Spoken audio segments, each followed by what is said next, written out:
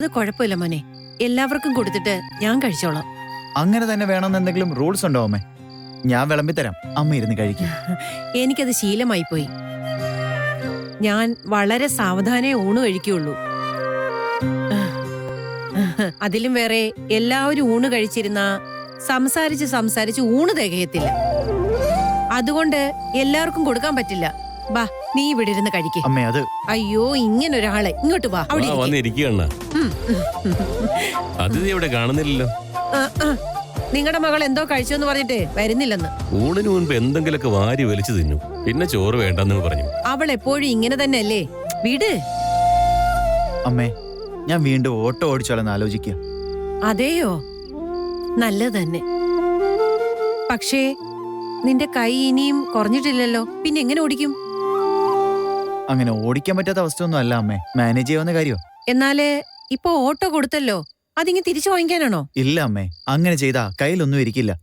ഞാൻ സ്വന്തമായിട്ടൊരു ഓട്ടോ വാങ്ങിയാലോന്ന് ആലോചിക്കുക. സ്വന്തമായിട്ടോ? അതിനൊക്കെ ഒരുപാട് പൈസയാവൂലേ മോനെ? അതെ, അത് ഞാനും ആലോചിച്ചു താങ്കളെ.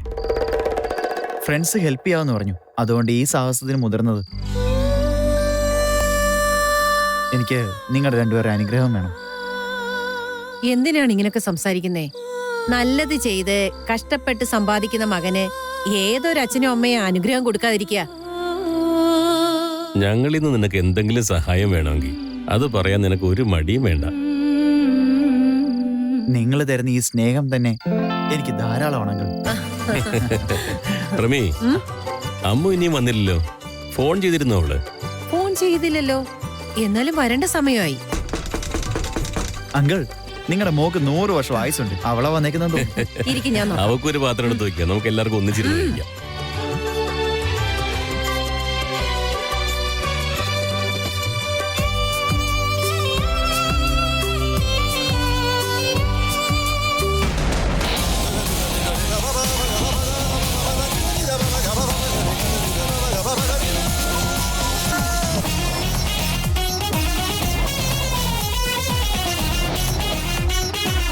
ആരതി, ബാ ബാ ബാ.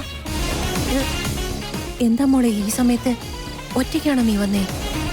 നിന്റെ കണ്ണെന്താ നിറഞ്ഞിരിക്കുന്നേ? എന്തു പറ്റി മോളെ? അമ്മേ, ആ നടക്ക അകത്തേക്ക്.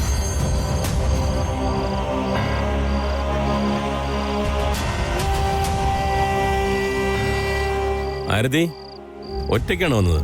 ചേച്ചി വരുന്നൊന്നൊരു വാക്കുപോലും പറഞ്ഞില്ലല്ലോ. നിങ്ങളെല്ലാവരും എന്തിനാ ഇത്രയധികം ടെൻഷൻ അടിക്കുന്നേ? ഞാൻ ഈ വീട്ടിൽ തന്നെയല്ലേ വളർന്നത്. അല്ല മോളെ, ഈ സമയത്ത് നീ ഒറ്റയ്ക്ക് വന്നോ? എന്തിയ വിക്കി? ഹായ് ചേച്ചി, ഇത് എപ്പോഴാ വന്നത്? നിന്നെ കണ്ടപ്പോ എനിക്ക് ഒരുപാട് സന്തോഷമായി. കുറച്ചു നേരം ഒന്നും മിണ്ടായിരിക്കേ.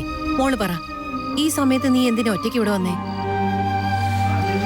ഹലോ പ്രേമി, നിങ്ങളെ കൊണ്ട് വലിയ കഷ്ടമായല്ലോ. അവളുടെ വീട്ടിലേക്കല്ലേ അവള് വന്നത്? അതെല്ലാരോടും ചോദിച്ചിട്ടും പറഞ്ഞിട്ടും വരേണ്ട കാര്യമുണ്ടോ? സ്കൂളിൽ ലേറ്റ് ആയിട്ട് വരുന്ന കുട്ടികളെ ക്ലാസ്സിന് വെളിയിൽ നിർത്തി ടീച്ചർമാരെ ചോദ്യം ചെയ്യുന്ന പോലെ സംസാരിക്കില്ലേ അമ്മേ നിങ്ങൾ? അമ്മു, അമ്മയുടെ ടെൻഷൻ എനിക്ക് മനസ്സിലാവും അമ്മേ. എന്നാ അങ്ങനെയൊന്നും ഞങ്ങൾക്കിടയിലില്ല. കുറച്ച് ദിവസത്തേക്ക് ഇവിടെ നിൽക്കാൻ വേണ്ടി വന്നതാ ഞാൻ. എനിക്ക് നിങ്ങളെ എല്ലാവരെയും കാണുന്ന ഒരുപാട് ആഗ്രഹം വന്നുപോയി. അത് ഞാൻ വിക്കിയോട് പറഞ്ഞിട്ടുണ്ടായിരുന്നാ. വിക്കി അതിന് ഓക്കെ പറഞ്ഞ് ശരി പോയി വാ, കുറച്ചു ദിവസം അവിടെ നിന്നിട്ട് വന്നാ മതിയെന്ന് പറഞ്ഞിട്ടാ വിട്ടത്. ഇപ്പൊ പ്രേമി മേഡം എന്തു പറയുന്നു? ഇപ്പൊ എല്ലാ ഡൗട്ട്സും ക്ലിയർ ആയില്ലേ? അമ്മേ, എനിക്ക് അമ്മയുടെ മുഖഭാവം കണ്ടിട്ട് ഇനിയും എന്തൊക്കെയോ പറയാനുള്ളത് പോലെ തോന്നുന്നു. അതെ പ്രേമി ഡാർലിംഗ്, അതെന്താണെന്ന് ചോദിച്ചൊന്ന് ക്ലിയർ ചെയ്യ്. അമ്മയുടെ പരാതികളും പരിഭവങ്ങളും ചോദിച്ചറിഞ്ഞിട്ട് വേണം ഞങ്ങളുടെ ഗെയിം സ്റ്റാർട്ട് ചെയ്യാൻ. എല്ലാവരും ഒന്ന് ചുമ്മാ ഇരിക്കുവോ? വെറുതെ വായി തോന്നുന്നു വിളിച്ചു പറയണ്ട. നിങ്ങൾക്കാർക്കും കല്യാണം ആയില്ലല്ലോ, അതുകൊണ്ട് നിങ്ങൾക്ക് ചില കാര്യങ്ങളൊന്നും മനസ്സിലാവില്ല. അമ്മ പറഞ്ഞതുപോലെ കല്യാണത്തെ കുറിച്ച് ഞങ്ങൾക്ക് ഒന്നും അറിയില്ല. എന്നാൽ കല്യാണത്തിന് മുമ്പ് സ്നേഹിക്കുന്നവരെ കുറിച്ച് ഞങ്ങൾക്ക് നന്നായിട്ട് അറിയാം. എന്നുവെച്ചാ കല്യാണം കഴിഞ്ഞതിന് ശേഷം ചേച്ചി എപ്പോഴെങ്കിലും ചേട്ടനെ പിരിഞ്ഞു നിന്നിട്ടുണ്ടോ? ഇല്ലല്ലോ. കുറച്ചു ദിവസം ഇപ്പൊ ഇവിടെ നിൽക്കാൻ വേണ്ടി വന്നു മാത്രം. എന്നാ ചേട്ടൻ വരാത്തത് കൊണ്ട് ഇവൾക്ക് എന്തായാലും കുറച്ച് സങ്കടമൊക്കെ ഉണ്ടാവും. ഇപ്പൊ എല്ലാം ക്ലിയർ ആയല്ലോ. ധ്രുവ, ആരതിക്ക് മൈസൂർ പാക്ക് വലിയ ഇഷ്ടാ. നമുക്ക് പോയി മേടിച്ചിട്ട് ബാ ചേച്ചി, കൈയും കാലും മുഖം കഴിയിട്ട് വരാം.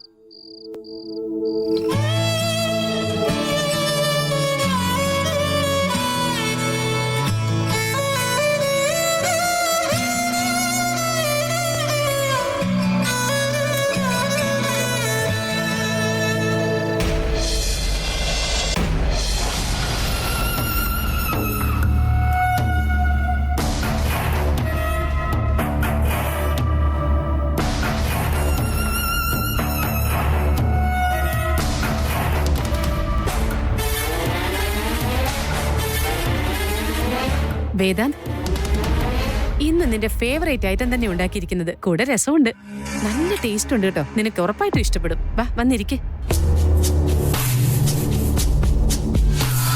ആരതി, ആരതി,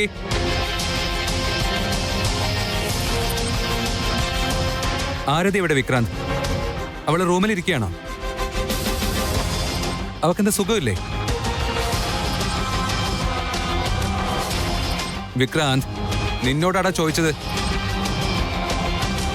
വേദാന്ത്, ആരതി വീട്ടിലില്ല.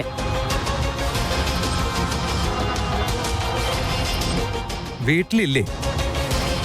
അപ്പൊ പിന്നെ ഇതൊന്നും ഉണ്ടാക്കിയതും അവളല്ലേ? എവിടെ പോയി? ചേട്ടാ, അവള് കുറച്ചു ദിവസത്തേക്ക് വീട്ടിലൊക്കെ പോയി നിന്നിട്ട് വരാന്ന് പറഞ്ഞു.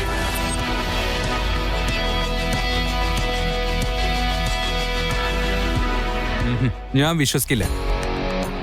അല്ല, വിശ്വസിക്കില്ലെന്ന് നീ പറഞ്ഞ എന്താ അർത്ഥമാക്കുന്നത്? വിക്കി നിന്നോട് എന്തിനാ കള്ളം പറയേണ്ടത്? ഇവൻ കള്ളം പറഞ്ഞു എന്നല്ല. അന്ന് മുത്തശ്ശി വീട്ടിലേക്ക് പോവാൻ പറഞ്ഞപ്പോ ആദ്യം ഒറ്റയ്ക്കാവെന്ന് പറഞ്ഞ അവള് പോവാഞ്ഞത്. എന്നിട്ടിപ്പോ പോയിന്ന് പറഞ്ഞ് എന്തോ ഒരു പ്രശ്നമുണ്ട് അല്ലേ മോളെ?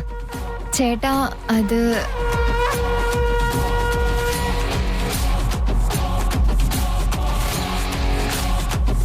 പറയൂ ആദ്യ, സ്പീക്കപ്പ്.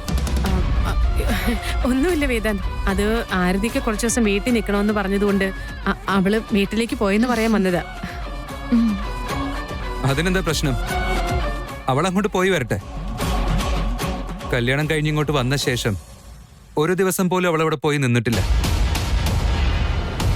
നീ തന്നെ കൊണ്ടുപോയി വിട്ടതല്ലേ വിക്രാന്ത്? അതെ ചേട്ടാ, ഞാൻ തന്നെ വിട്ടിട്ട് വന്നേ. ഗുഡ്. അവൾ എപ്പോഴാണ് ഇങ്ങോട്ട് വരണമെന്ന് പറയുന്നത് അപ്പൊ നീ കൂട്ടിക്കൊണ്ട് വരണം. ഫോഴ്സ് ചെയ്യാൻ നിൽക്കരുത്. ഇല്ല ചേട്ടാ, ചെയ്യില്ല. അവൾ ഒറ്റയ്ക്കല്ല, കുറച്ചു ദിവസം നിനക്കും അവിടെ പോയിട്ട് നിന്നൂടെ? No problem. ശരി ഏട്ടാ, ഞാൻ ഫ്രീ ആവുമ്പോൾ പൊക്കോളാം. ഗുഡ്. Excuse me.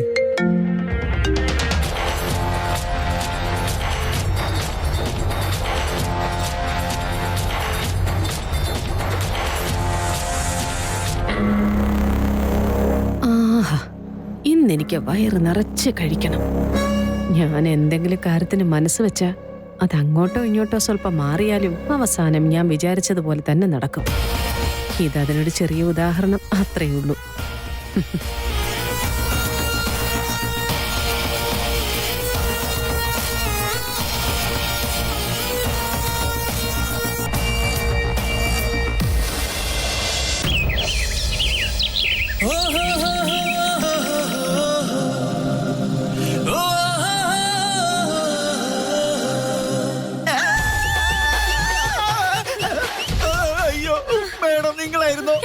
നീയാണെന്ന് ചോദിച്ചാ എന്താ ഇതിനർത്ഥം? എന്റെ പ്രയത്നം കണ്ട പോലെ പോയി വിളിക്കുന്നേ.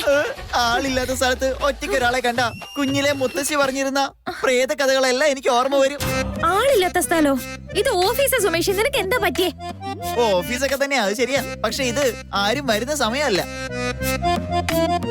ഓരോ ദിവസവും ഇടവിട്ട് നിങ്ങൾ ഇവിടെ എന്ത് ചെയ്യാണെന്ന് എനിക്ക് മനസ്സിലാവുന്നില്ല. ഡെയിലി ഓഫീസിൽ ഞാൻ മാത്രമേ നേരത്തെ വരൂ. അതുകൊണ്ട് വല്ല പ്രേതവോ ഭൂതവോ എന്നെ എന്തെങ്കിലും ചെയ്താ ആരും ചോദിക്കാനും പറയാനും ഇല്ലല്ലോ എന്ന് വിചാരിച്ച ഞാൻ ഡോർ ഓപ്പൺ ചെയ്യുന്നത് തന്നെ. അങ്ങനെ നിങ്ങളെ പെട്ടെന്ന് കണ്ടപ്പോ ഞാൻ പേടിച്ചു പോയി. ഇതെന്റെ ചെറുക്കന്റെ ഓഫീസാ, അവന്റെ ക്യാബിനും. ഇവിടേക്ക് വരെ എനിക്ക് നിന്റെ അനുവാദം ആവശ്യമുണ്ടോ? ഏയ്, ഞാൻ നിന്നെ വഴക്ക പറയുന്നത്, എന്തിനാ ചിരിക്കുന്നേ? വഴക്ക് പറഞ്ഞതാണെങ്കിലും ചെറുതായിട്ട് ഞാനൊരു ശബ്ദം കേട്ടു, അതുകൊണ്ടാ ചിരിച്ചത്. എന്താ? ഫോർ ദ ഫസ്റ്റ് ടൈം എന്റെ ചെറുക്കൻ എന്ന് പറഞ്ഞില്ലേ, അതെനിക്ക് സന്തോഷമായി.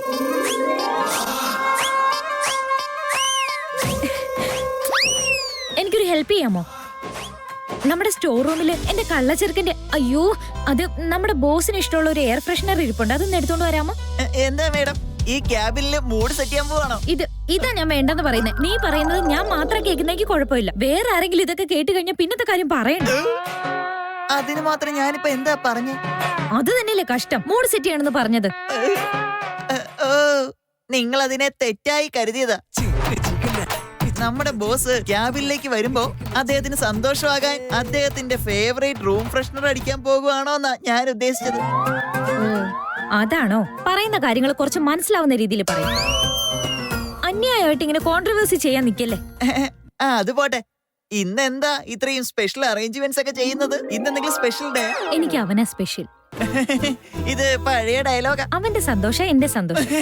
ഇത് അതിനേക്കാളും പഴയ ഡയലോഗാ. അവൻ എന്റെ സന്തോഷത്തിന് വേണ്ടി എന്തൊക്കെ ചെയ്യുന്നു. അതുകൊണ്ട് അവൻ ഹാപ്പി ആയിട്ടിരിക്കാൻ, അവൻ മൂഡ് ഓഫ് ആകാതിരിക്കാൻ, അവന് ഇഷ്ടം തോന്നാൻ വേണ്ടിയൊക്കെയാ ഞാൻ ഈ കാര്യങ്ങളൊക്കെ ചെയ്യുന്നത്. ഇത് ആക്ച്വലി എല്ലാത്തിനേക്കാളും പഴയതാണെങ്കിലും ഒരു പ്രോബ്ലം ഇല്ല. Old is gold. ഇതൊന്നും എനിക്ക് കേട്ട് നിക്കാൻ വയ്യ.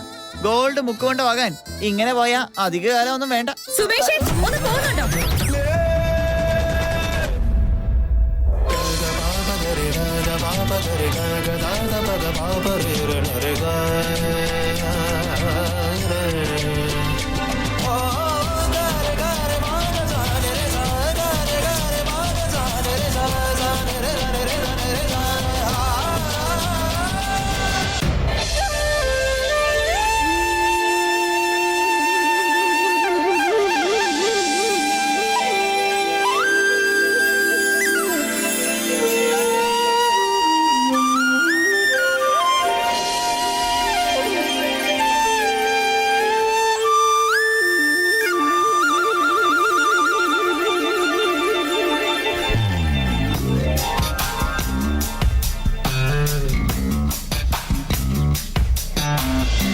ഒരുപക്ഷെ ഞാൻ അന്ന് തന്നെ നിന്നെ താലി കെട്ടിയിരുന്നെങ്കിൽ എന്താവായിരുന്നു?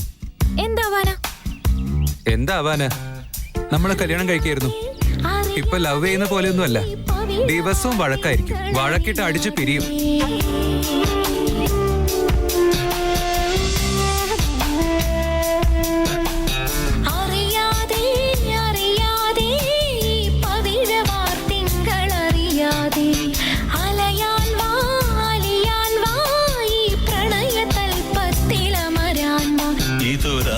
ഗന്ധർവയാമം ഇതൊരനഘ സംഗീത സല്ലാപം അലഞ്ഞൊറിയുമാതീരം. ഈ പ്രണയം ആൾക്കാരെ വലിയ സന്തോഷത്തിലാക്കുമല്ലേ? ഞാൻ ജീവിതത്തിൽ ഇത്രയേറെ സന്തോഷിച്ച ദിവസങ്ങൾ ഉണ്ടായിട്ടേ ഇല്ല. എന്നെ അടിമുടിയല്ലേ ആ അമൂല്യം മാറ്റി കളഞ്ഞത്. സക്സസ് മാത്രമാണ് സന്തോഷം തരുന്നതെന്നുള്ളത് തെറ്റാണ്. ബിസിനസ്സിൽ എത്രയോ സക്സസ് ഉണ്ടായിട്ടുണ്ട്. പക്ഷെ ഈ സ്നേഹിക്കുമ്പോഴുള്ള സമാധാനവും സന്തോഷവും ആ സക്സസിൽ കിട്ടിയിട്ടില്ല. ഇപ്പൊ എനിക്ക് മനസ്സിലായി എന്താ ആൾക്കാർ പ്രേമിക്കുന്നെന്ന്.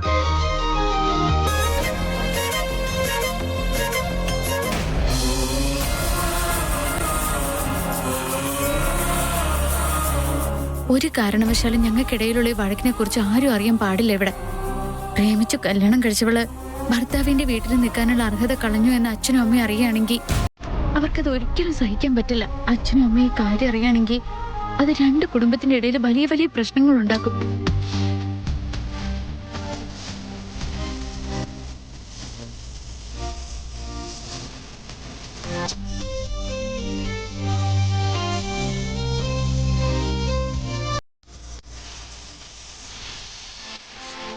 എൻ്റെ ജീവിതത്തിൽ ഞാൻ എന്തെങ്കിലും എന്നും വേണമെന്ന് ആഗ്രഹിച്ചിട്ടുണ്ടെങ്കിൽ അത് നിന്നെ മാത്രമായിരുന്നു. ലൈഫിൽ നിന്നേക്കാൾ ഇഷ്ടം എനിക്ക് വേറെ ഒന്നിനോടില്ല. എന്റെ വിക്കി എന്നെ കുറിച്ച് ആവശ്യമില്ലാതെ മിസ്അണ്ടർസ്റ്റാൻഡിങ് ചെയ്തിരിക്കുക. അതെങ്ങനെയെങ്കിലും ശരിയാക്കണമെന്നുണ്ടെങ്കിൽ ഞാൻ വിക്കിയുടെ അടുത്ത് സംസാരിച്ചേ പറ്റൂ.